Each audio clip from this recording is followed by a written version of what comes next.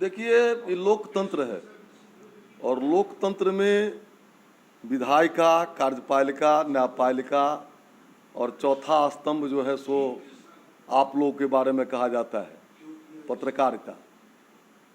सबों में check and balance है।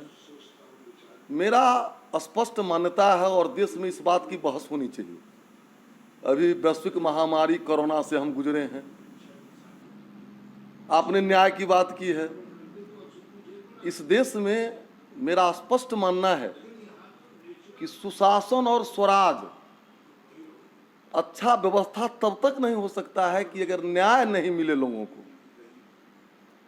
और मैं जो देख रहा हूं कि थोड़ी सी लाज लज्जा इस देश में अगर है तो जिस वोट से जीता है, जिसको वोट प्राप्त हुआ है, नहीं तो एक दूसरे पर उंगली उठाने में समय जाया हो रहा है। कोर्ट में 30-30 साल से केस पड़ा हुआ है। मेरे गाल के ऊपर इस चक्कू का जो निशान देखते हैं, 32 साल हो गया चक्कू मारे हुए मुझको, और एक नोटिस भी मारने वाले को कोर्ट नहीं भेजी है। जिस देश में कोर्ट कानून अगर सही होता तो क्या किसी की हिम्मत थी रेडी सीमर सुई बेचने की? अगर न्याय प्रक्रिया सही होता तो किसी की हिम्मत थी गैस सिलेंडर, ऑक्सीजन बेचने की?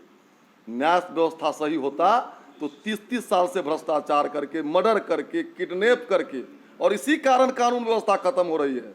क्योंकि बुझता है कि मैं क्राइम करूंगा, संपत्ति अर्जित करूंगा, भ्रष्टाचार करूंगा, मुझको कुछ नहीं होगा, यहाँ की न्यायपालिका हमको कुछ नहीं कर पाएगी।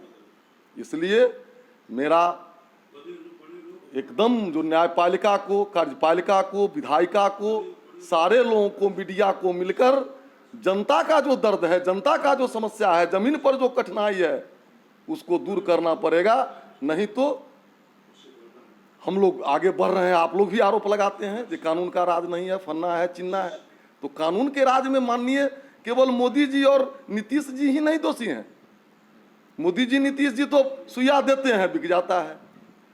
मान लीजिए सामग्री देते हैं, तनख्वाह देते हैं, वो जबे नहीं करता है। कार्यपालिका मान लीजिए हॉस्पिटल के सुई पहुंचा देता है प्राइवेट हॉस्पिटल।